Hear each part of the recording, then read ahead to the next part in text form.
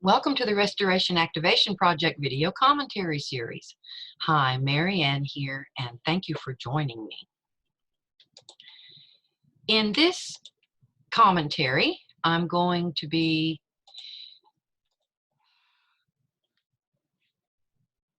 looking into current globe-spanning events, these regressive events that have been unfolding for several months now, from various perspectives that are quite pertinent to their unfoldment,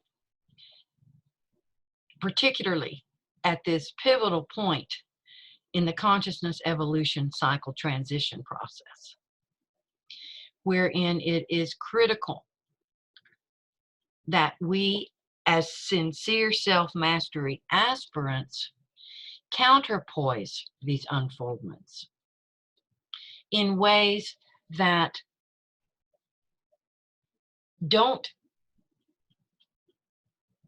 contribute to their further unfoldment and actually counterpoise them without putting our own or the collective consciousness at further, quote, risk. But before I begin, I have an important message for sincere self-mastery aspirants, actually self-mastery warriors, that is also pertinent to this commentary. And it also includes a special but limited time offer for you. You'll find a link to the message and this unique, one-of-a-kind opportunity just below this video. If you are a sincere aspirant in need of assistance at this critical turning point in these turbulent times, I strongly encourage you to visit the page and read it from beginning to end. It contains a lot of vital information about what's going on right now and how you can amplify and accelerate your efforts to counterpoise rather than strengthen the already powerful transhumanism timeline. Now, getting into today's commentary.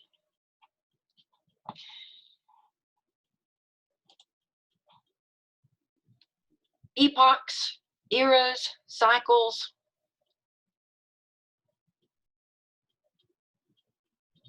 ages of human consciousness, human existence in this reality, have been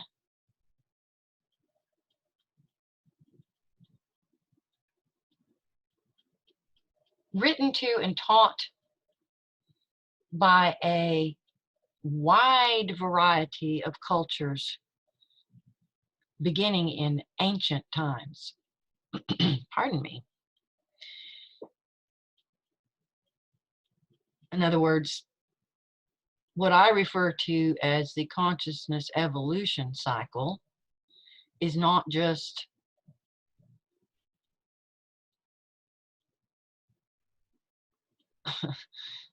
something that I pulled out of thin air. My approach is a bit different. My perspective is different. But teachings around cycles and eras and epochs and ages have arisen from cultures from around the world for ages. A few examples, some that you're probably familiar with and maybe others that you are not. In Christianity, there are the 6 ages of the world. In Hinduism, there are the Yuga cycles. In Buddhism, there are the 3 ages, which are written to in terms of unfoldments after the time of the Buddha. In Jain or Heian, the Pni and the Avasar Pni eras. In Mesoamerican cultures, such as the Aztecs and so forth, they spoke to the 5 suns, S-U-N-S. The Hopi culture, which was directly affiliated with the Aztec culture long, long time ago, they speak of the 5 worlds. In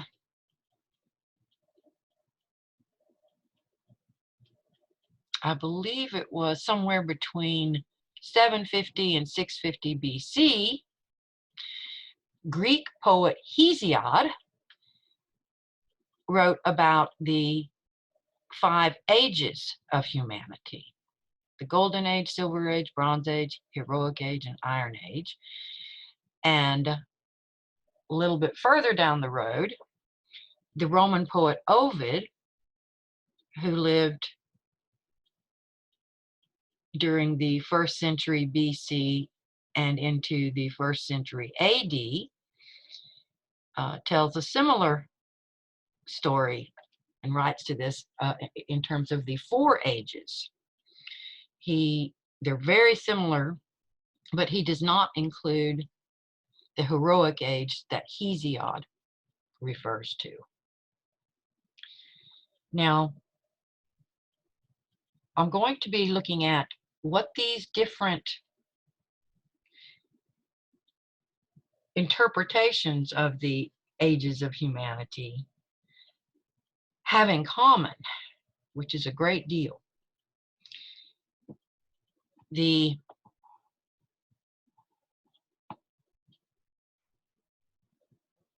all speak to the writers in modern, that we've been able to see, these ancient texts, these ancient writings, all say that we are in the lowest ages or cycles or epochs. In other words, the lowest point that human consciousness has ever been in. They all refer, and refer to themselves as having lived in the lowest ages. Each of the people that, the first recordings of this, that humanity is now in the nadir. It's nadir in terms of consciousness. In other words, being extremely regressive dominant, which is what we see around us. So they all have that in common, and they all speak to, they've all written about the apex of the ages and their own interpretations of that. For example, Hesiod's Golden Age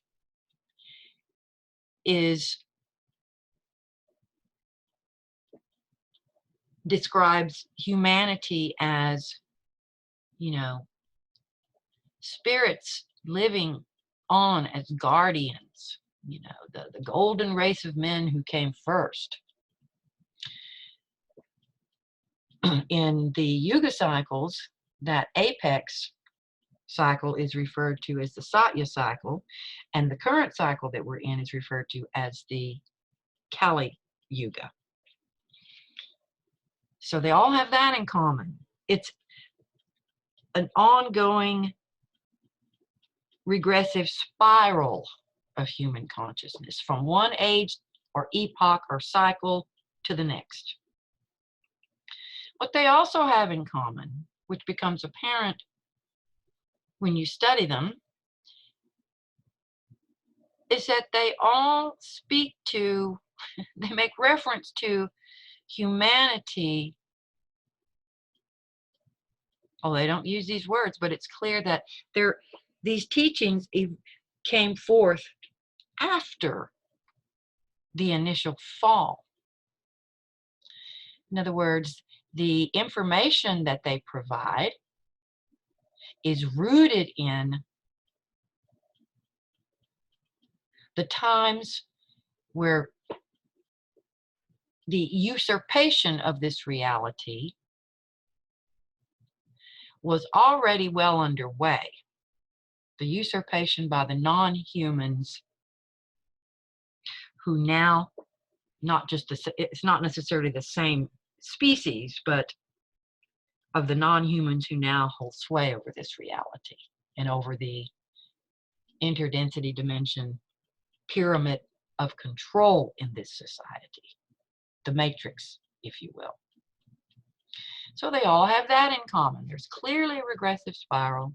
They're written to, and it's, like I said, it's clear when you study them that they are speaking to, writing about humans more as we know them today. Although, yes, they speak to humans as being more advanced, but you can see that they're not speaking to human consciousness, the original mind-body complex. It's all after the fall, because all of these teachings are rooted in various cultural traditions and religions and spirituality, which were basically prescribed by the non-human usurpers. And they all basically refer to and make reference to and sort of correlate to, in some cases, various historical unfoldments. Now, there are exceptions in terms of the way, as I said, the way each of these teachings describes the various cycles. They're very wide-ranging in certain aspects. And the different cultures have their own views of the actual length of the cycles in terms of, quote, years. So that kind of information varies, but they all have these other things in common. Now,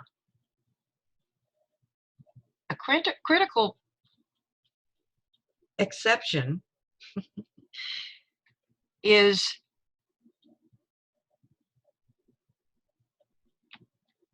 modern archaeology's three-age system: the Stone, the Bronze, and the Iron Ages, with each of the stages being further divided into substages. For example, the Stone Age is divided into the Paleolithic, Mesolithic, and Neolithic ages, stages within that Stone Age. And all of which tie neatly into the overseers prescribed as it was fed to Darwin and his theory of evolution, which speaks to the advancement of human consciousness. In stark contrast, the progression of human consciousness, in stark contrast to all these other teachings that speak to the regression, a regressive spiral of consciousness. The modern archaeological three-age system, of course, this reality is now so regressive dominant that many things are completely inverted, inversions of truth. And the archaeological three-age system and Darwin's theory of evolution are just that, complete inversions of truth. And this is what extremely regressive beings and entities called, demonic and satanic beings and entities invert the truth.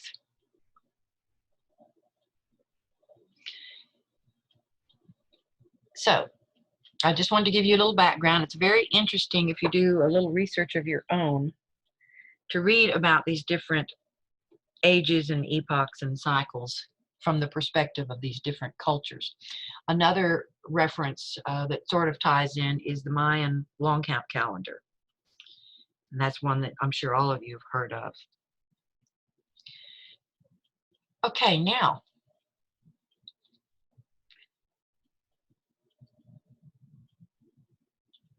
if you're familiar with my work at all, then you're well aware that I have often spoken to this cycle transition process as being very analogous to a grand scale birthing process, a cosmic birthing process, if you will.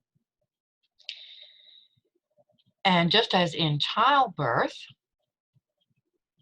the closer the mother gets to the point of delivery, the birthing point,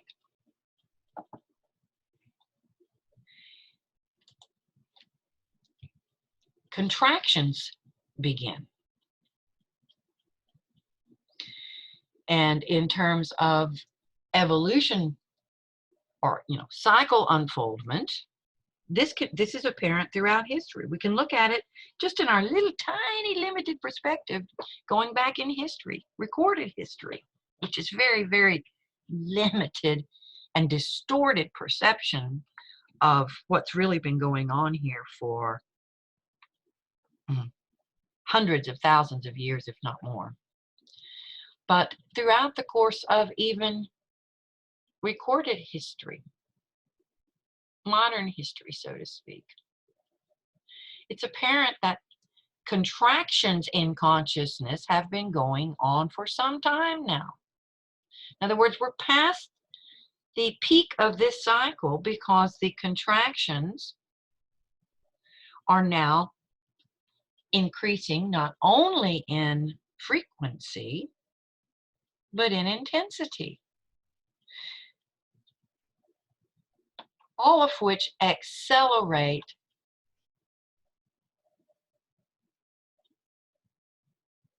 the actual point of birth, the convergence point. That's what these contractions do.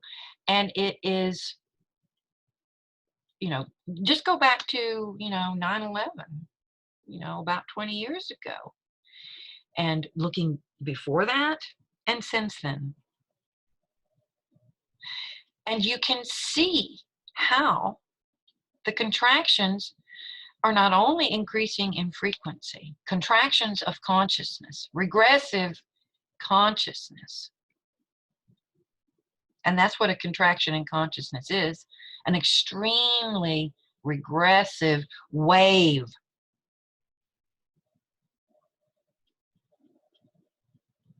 A large wave of regressive consciousness and co-creation.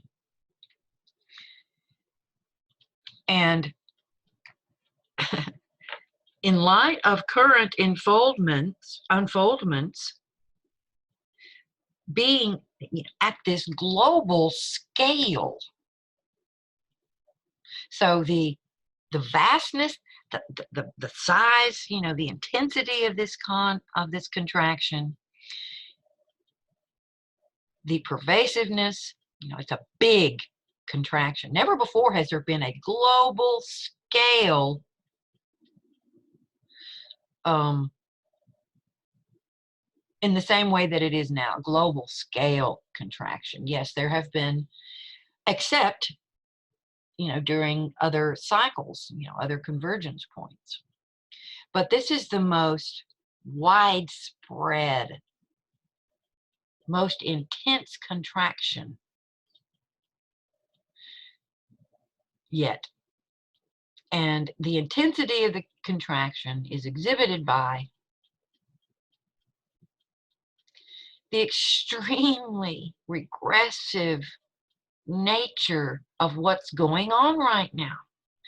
The number of lies around what's going on, the lies and deception, censorship, just rampant censorship around those who would bring critical knowledge and information around the truth of what's going on here. I don't know about you, but I've been fortunate to catch almost all of what I consider to be some very important information, very important videos, most of them before they got shut down. But there are still some out there if you're looking. But if you haven't figured out by now, I don't know what to tell you. That this is one of the most intensely regressive contractions yet. And it's still ongoing. And they're still, basically unwavering. The overseers and their minions, unwavering and in fact increasing, doing their best to increase the intensity and rapid implementation of what they have in mind for us, to get things locked down. And again, all of this is a clear indication of the acceleration of this transition process, which means, in other words, that the convergence point is getting closer very quickly. And that's important to know. Because with that information, with that knowledge, it's important to understand that our window of opportunity before whatever the convergence point is going to bring, and although it might ultimately bring, quote, good, a new world, so to speak, but the way it will unfold will be beyond imagination in terms of the regressive nature of the transition. So we still have a window of opportunity here, but it's closing quickly.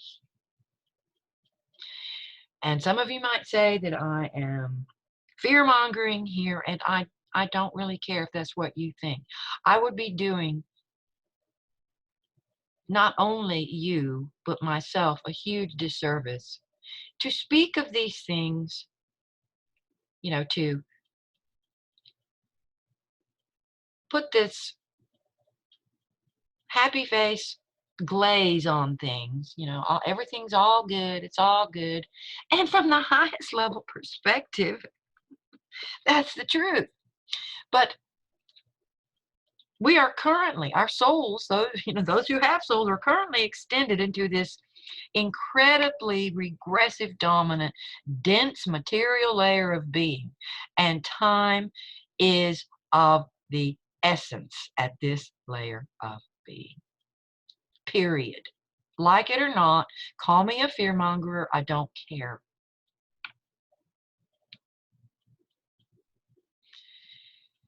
So the acceleration is noteworthy. As I said, that window of opportunity wherein we can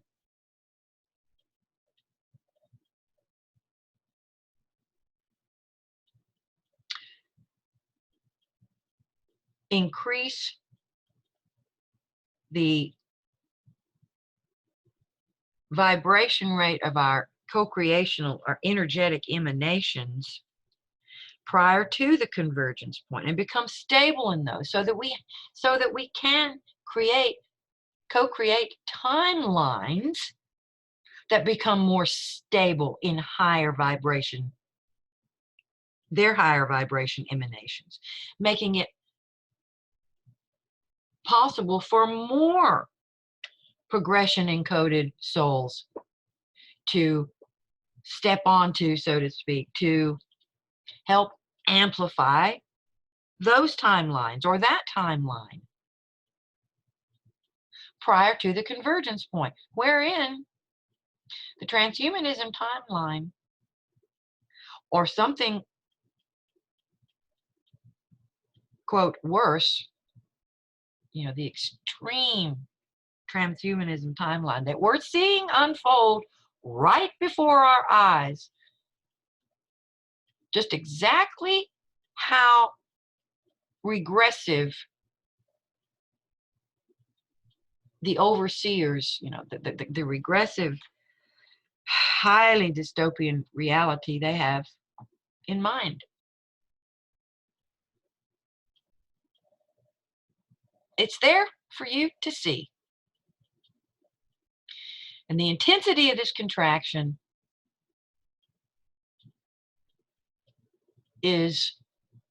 that's why things have been so painful and so difficult for so many people, even sincere aspirants who've been on their journeys for a long, long time.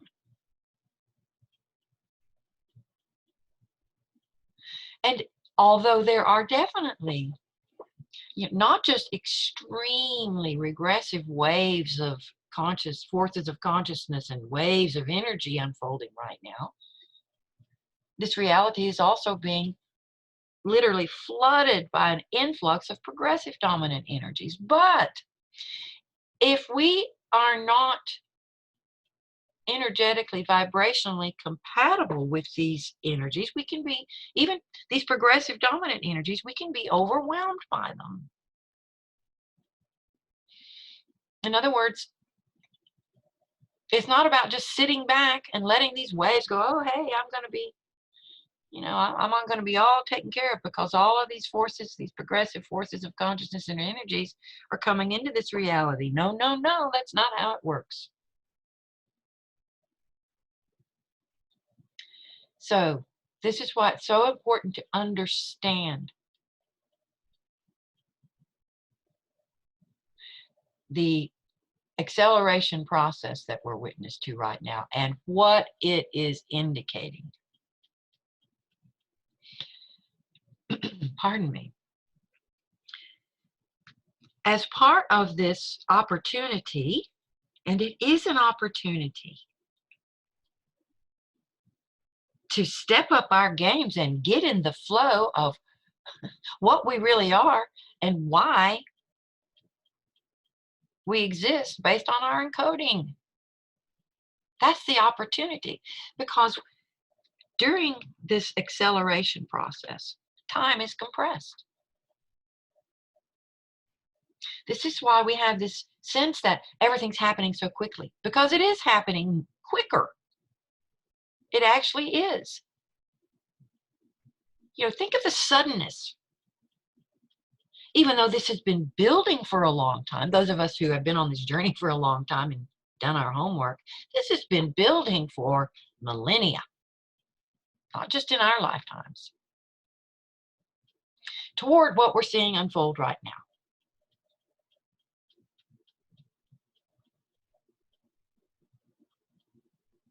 But the suddenness, the sudden onset, I mean, it was like basically like a light switch got turned on in terms of the speed of this unfoldment. It was so coordinated. There was even, and I'm sure if you've done your research, you're aware of Event 201 that happened literally right before the quote COVID-19 so-called unfoldments. This was a highly global scale coordinated. Now, that doesn't mean that every country was on board for the exact way things would unfold, because that's never the case. Politics, each of the different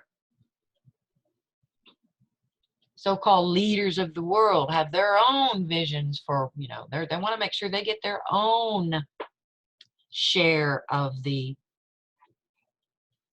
human resources and physical resources pie. And this is, as below, so above. This is what's going on at the interdensity dimensional layer of this reality. All the different species and the factions are all grappling to get their share of the human energy pie. As below, so above. As above, so below. But there's another factor here too. You have these different political factions scrapping and all their minions. It's quite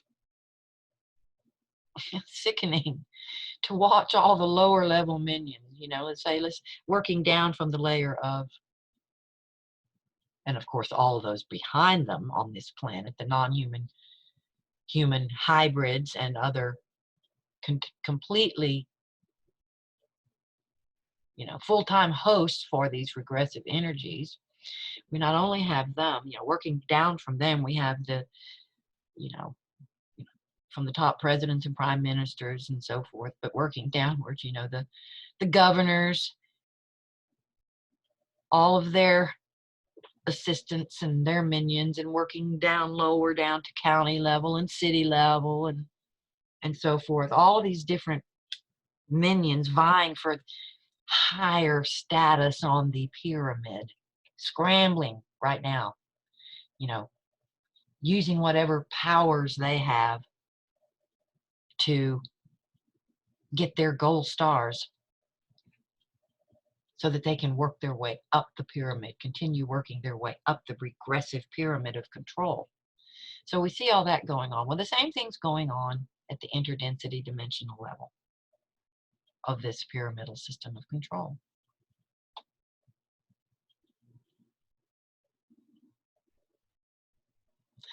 And they're all scrambling, working 24/7, because the non-human overseers are well aware. This is why there's been this big sudden push. It's the clearest indicator of all, the suddenness of this contraction, of just how near the convergence point is.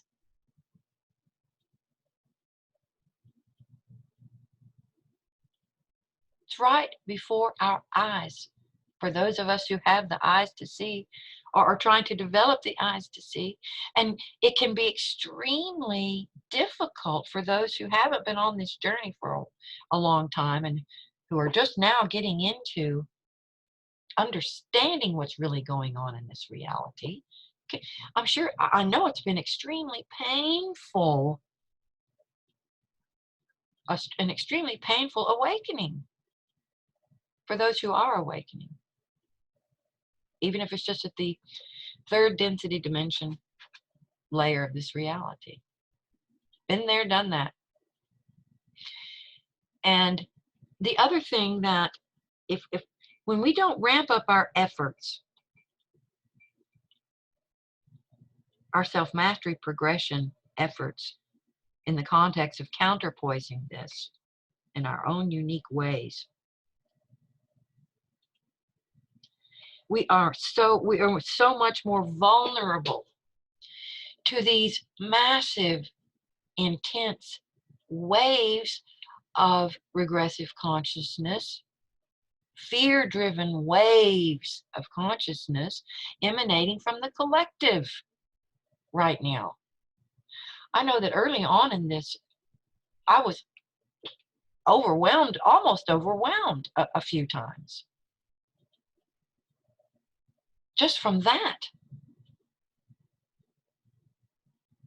And if you don't get stabilized really quickly, and I've had to step up my own game on multiple levels many times. It's an ongoing process now as part of my own self-mastery, self-work, and progression work.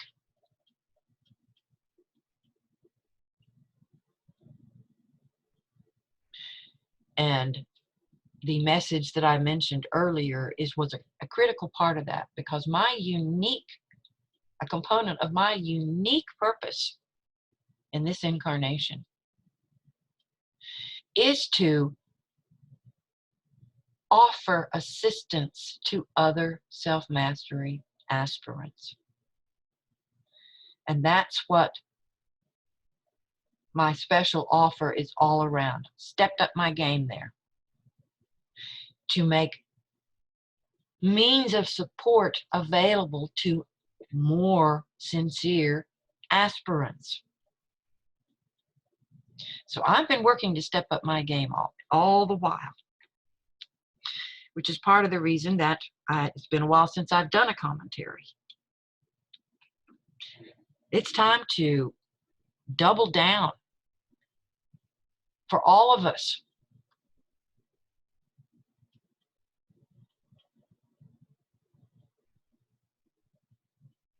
It's not just about talking the talk, it's about walking the talk, living it. Ultimately, in terms of counterpoising this and all that that implies. I have other videos, other commentaries about that. And if you want a deeper understanding of that, and you haven't already bought one, I encourage you to buy the Self-Mastery Guidebook. It's now, this is why my intuition, I was so guided to write the book last year. I didn't have any premonitions of what was going to unfold, as a number of people have, but it occurs with me in terms of I get these crystal clear intuitive impressions and just have to trust them. And I spoke to that a little bit when I first announced the release of the book, how the timing in terms of my own, the unfoldment of my own work and life and business, the timing was awful, but I trusted it. And then here we go, this unfolds. My timelines and timing commentary, my labyrinth of false self-sourced identification and attachments commentaries. Those were all prompted by way of intuition, and they were, I put them forth out there last year, the end of last year, because of intuitive promptings. Being concerned at first that, whoa, these might be a little intense for some people, but I trusted my intuition. And that's part of what's so important. That's one of the key things about self-mastery work. We do all this work so that we can more fully attune to core self-consciousness, the source of these intuitive impressions, gnosis, awareness, and embodiment of what we really are and why we're really here. Now, moving to revelations, shadow revelations in particular, around what's going on. As I touched on earlier, there has been just a wealth of information. If you're quick and you're dedicated, there's been a wealth, and it's still coming out of information that keeps solidifying the extent of deception around what's the overseers are pushing on us. That the story that they're telling us has nothing to do with what they really have in mind. At every level of the pyramidal system of control.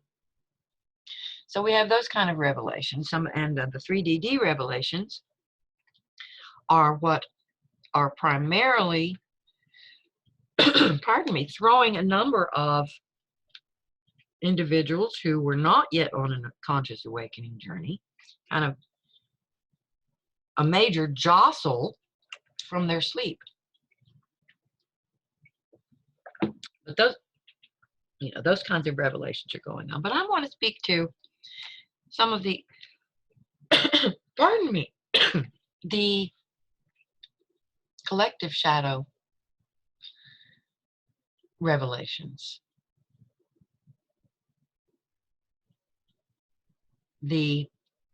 And two big ones. In an earlier commentary, I spoke to the underlying fear pandemic. There is definitely a fear pandemic. But I want to get into that a little bit more. The collective shadow, what's really going on, the pandemics that are really unfolding here.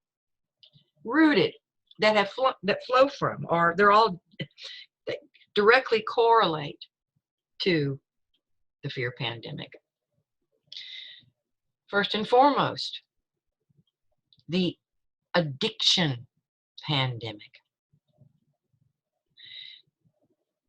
Humanity's addiction, not just attachment, addiction to the physical layer of being, the mind-body complex, materialism, fixation on them, fixation, addiction. That's vividly apparent now. I mean, it was apparent to many of us on this journey. It's been apparent to us for a long time, but it's been amplified due to this acceleration and the intensity of the contraction that we're now in. The hoarding early on, the hoarding of supplies, that's still going on too. The top-down sort of every man or woman for him or herself mentality. Oh yes, there are people out there who are sincere in their concern for others. I'm not saying that. But those that aren't, that they've disconnected from their innate interconnectedness with and interdependence upon every other being in this reality. Service to self. Co-creation. Big time. Service to self, co-creation, always being regressive, dominant co-creation. So that's really crystal clear now. The addiction to materialism, the material layer of being, and the mind-body complex, addicted to that. In other words, self-survival at any price. Things like people snitching on those who aren't wearing masks or aren't standing far enough away from someone and things like that. You're all aware of that kind of stuff. And many, many more examples of this kind of thing. I could create a commentary just about the one point I just made, about the extent of that behavior going on, being promoted by the overseers and their minions. We'll even pay you to be a tracer and a tracker. You can make a nice living at it if you really dig in. Another key collective shadow that's being really crystallized right now is the narcissism pandemic.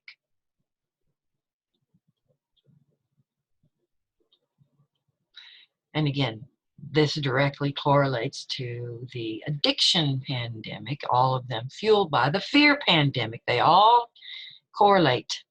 They're interwoven. The narcissism pandemic. Now, the addiction and narcissism pandemics, the shadow here, people, the collective shadow,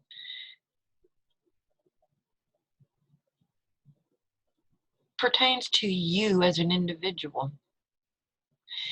This is the time where it is vital that we acknowledge the extent of our own addiction to the material layer of being and the extent of our own narcissistic behaviors.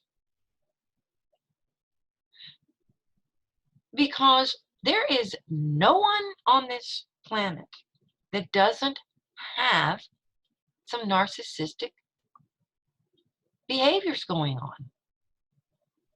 Even if you've done a heck of a lot of shadow work, self-work, trauma healing, clearing of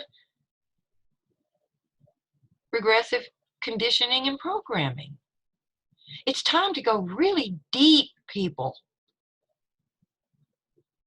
Full self-responsibility, because just by existing, just by being incarnate in this reality, in its current regressive dominant state, the total corruption of the societal infrastructure, just by incarnating into this reality, you inherit, you take on certain qualities. You are, no one comes into this reality unscathed. No one. This is the way this reality is set up. It's a key component of the reincarnation system.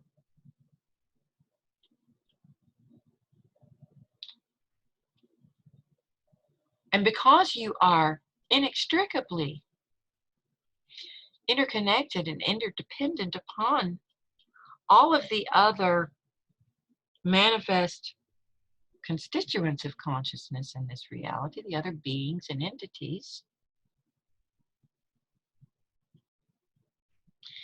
that are all that uphold this societal infrastructure, you are innately a part of it. And you're plugged into it.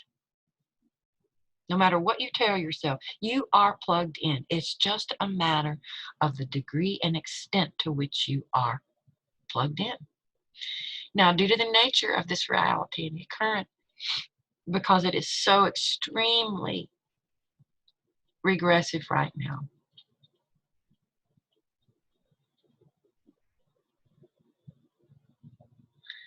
you cannot, at this point, we have not re-evolved enough to fully unplug. And it's important that you accept that truth too. So it's a matter, like I said, of extent and degree. But you can make untold progress right now in your efforts, your self-mastery efforts toward minimizing the extent to which you're plugged in and contributing, upholding this regressive societal infrastructure. And to make significant progress right now because of the acceleration. Not only are regressive events accelerating, but so are progressive, co-creational acts. In other words, the turnaround time is quicker. The quicker you take certain actions, the quicker turnaround time there is. And there is a deeper impact right now. The impact of your efforts toward progressing, not only progressing on your own journey, but working to counterpoise the progression of the whole of consciousness, the impact of your efforts is deeper now. Particularly when you take steps to accelerate your progress. And that's important right now. Accelerating your progress, that is if you're a sincere aspirant. And this is who this commentary is for. And all of them from heretofore will largely be for sincere, boots on the ground, self-mastery warriors.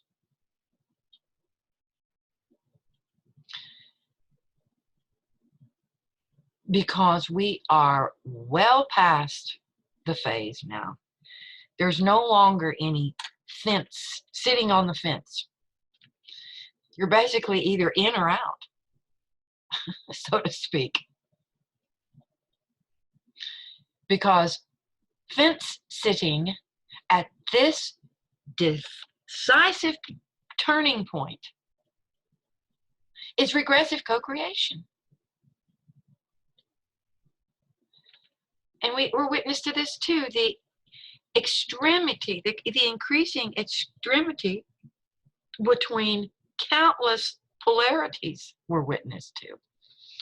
political party polarities.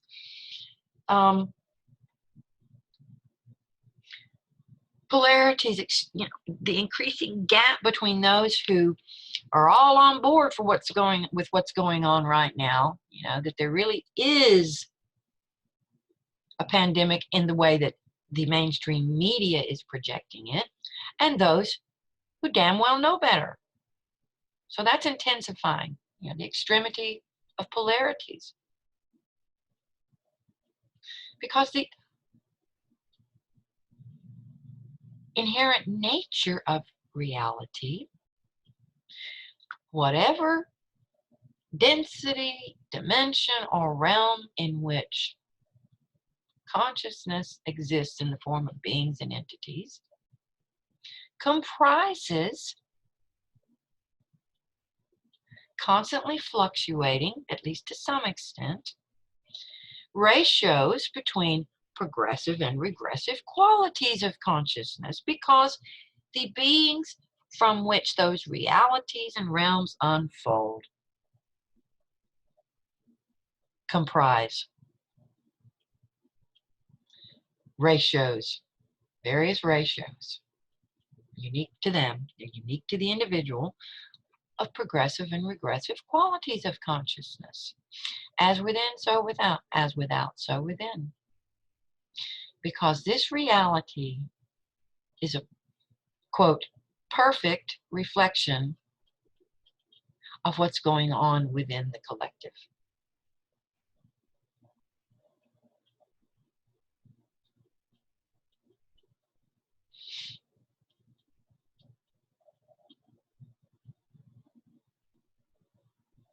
The addiction, the fear, addiction, and narcissism pandemics are mirroring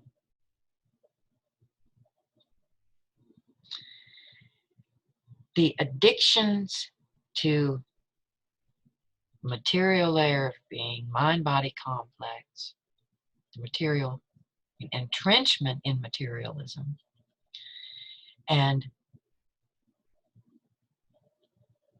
our own narcissistic qualities and behaviors, behavioral patterns, many of which we are completely unaware because of misunderstandings around narcissism. One of them being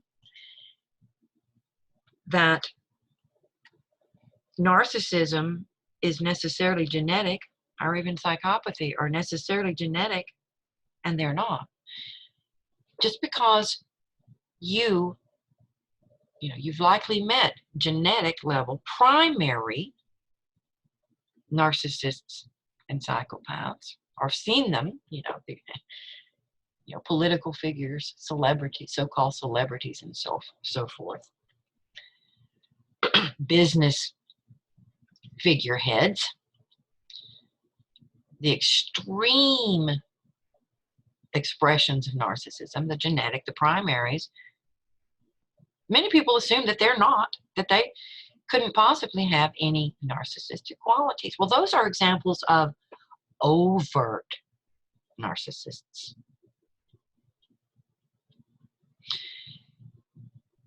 You need to understand covert narcissism. Works a little bit differently. And I speak to that in the panel discussion that I did a couple of months back. You'll find that commentary on my website. Toxic Feminism and Divine Goddess Programming panel discussion. So, unless or until people own up to their own narcissistic, their entrainment to narcissistic behaviors, those who grew up in households with narcissistic or psychopathic parents took on by default, as a result of the abuse, various narcissistic behaviors in order to survive. Behaviors and programming that got deeply entrenched in the subconscious layer of mind. This is just one of many reasons that shadow work is so critical. It's such a critical part of the self-mastery process. And that's just one tiny example.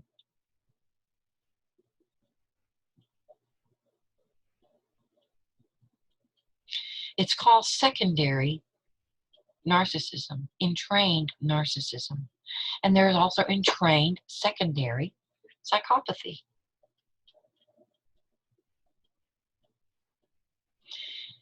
You know, how many people talk about, oh, he or she is a big narcissist, Well, there's only so many others on this planet. At some point, we have to realize that we're part of the package here. We're part of the deal here. And I'm not speaking so much to those who have done shadow work and so forth, but many who have done shadow work have only done it at the psychological, perhaps physical layer of being. So it's not complete. Unless we address our shadows at every layer of being, the physical material, the psychological, emotional, the energetic, metaphysical, and soul, yes, the soul layer, shadow work at that layer as well, then our shadow work is incomplete.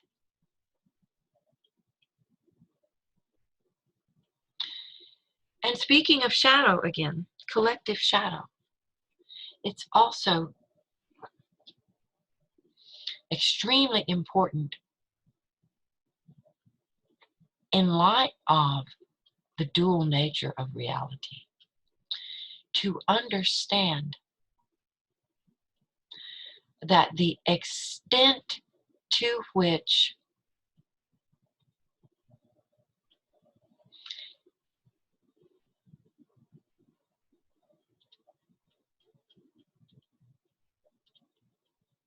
this reality has become regressive dominant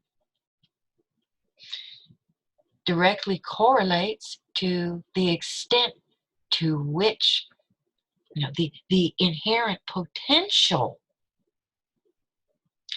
for it to be progressive dominant, progression oriented,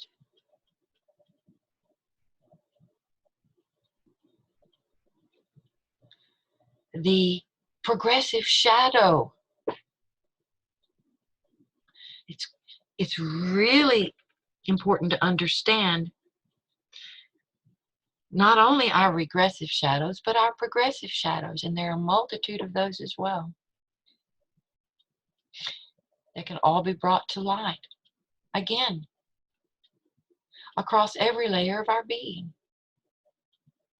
Or shadow work we cannot attain the fullest benefit of shadow work if it isn't addressed across every layer of our being.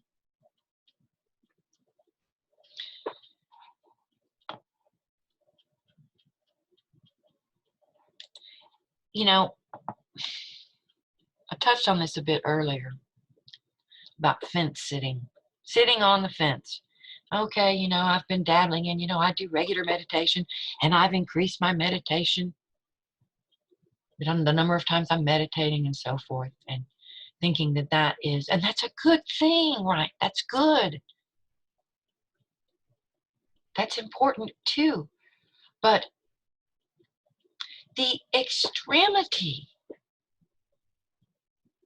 intensity of this contraction, the acceleration of the cycle transition, the rapidly approaching convergence point, are clear indicators that we not only have to step into self-mastery work, those of us who are encoded, progression encoded, the status quo isn't enough, even if you've been doing this work for a long time. The status quo isn't enough. In light of, clearly demonstrated by, the intensity of the regressive unfoldments. Counterpoising, remember? Balancing.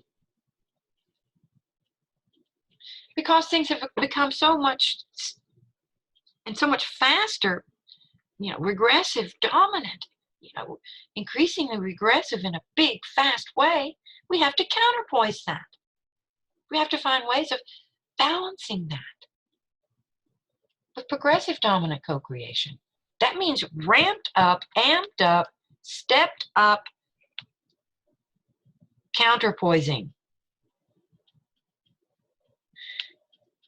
No fence sitting. No dabbling in this work. We're past those days. As I said, you're either in or you're out at this point. And your decisions now are going to have a deep and quick impact, as I mentioned earlier, on the unfoldments in this reality and your own life. Quick turnaround, deep impact, which means a more lasting impact.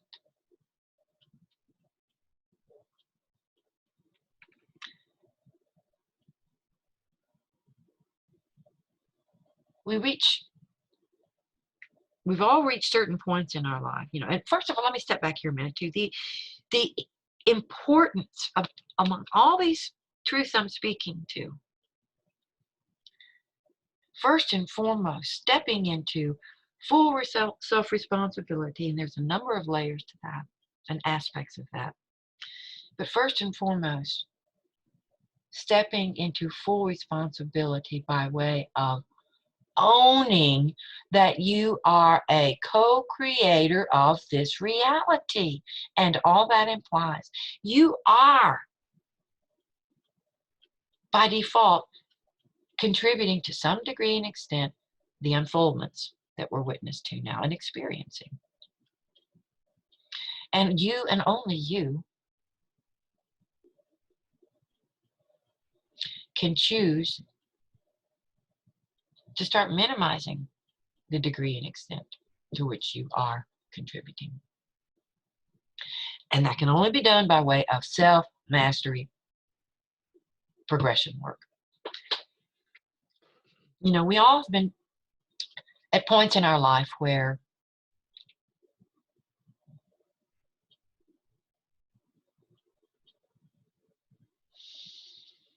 we've got to draw a line in the sand.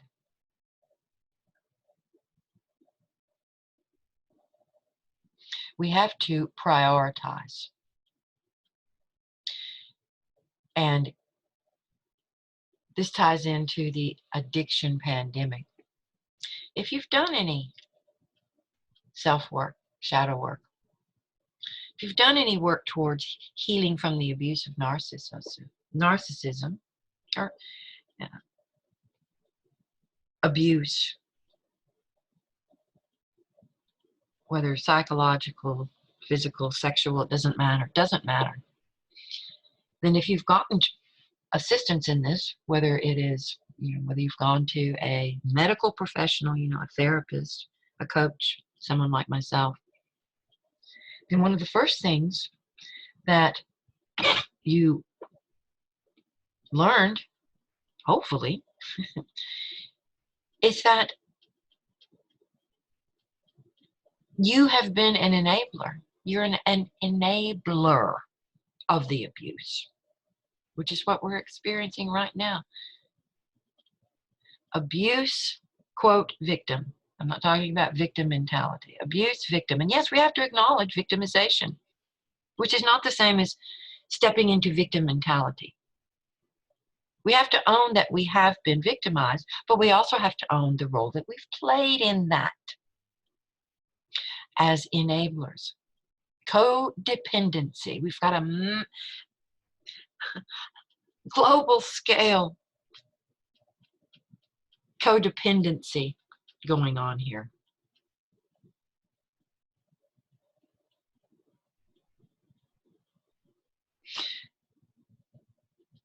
enabling at the collective level the abusers to do their thing.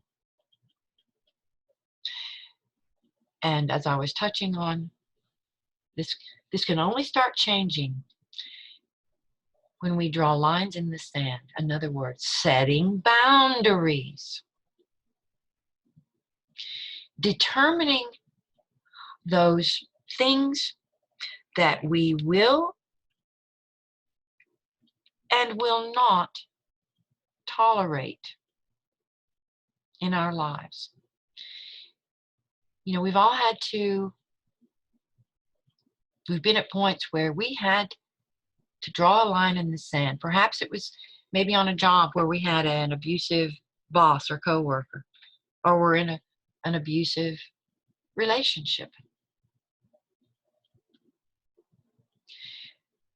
And we had to make a choice.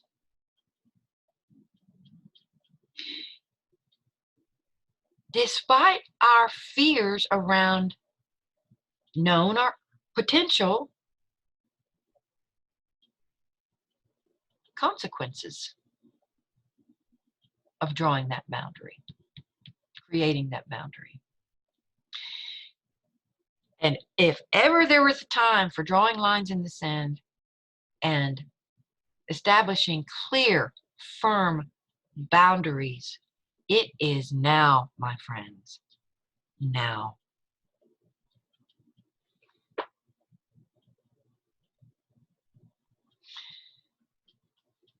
I'm going to wrap up the commentary, excuse me,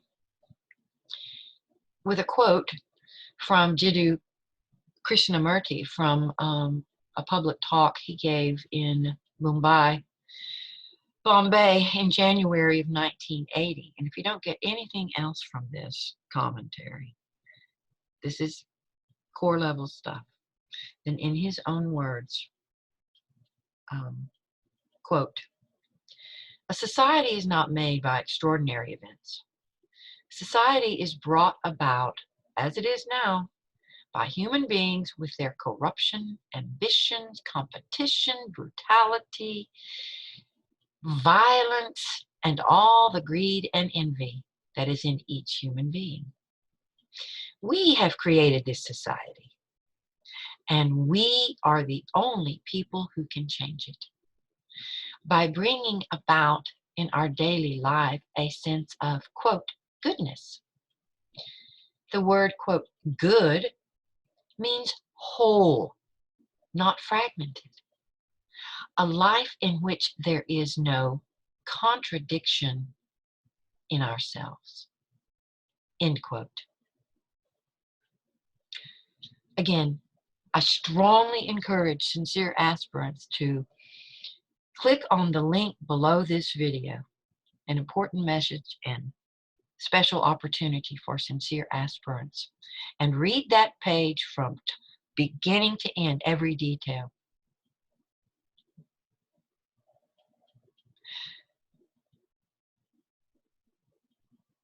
Until we meet again, I wish you all the best on your journey and encourage you to get help. You know, it's one thing to know that you need to step up your efforts. It can be quite another thing to know exactly how to do that. Because oftentimes it doesn't just involve doing more of what you're already doing. In fact, it often does not. It involves different perspectives, higher level of awareness perspectives and approaches to this work. So I wish you all the best on your journey, and bye for now.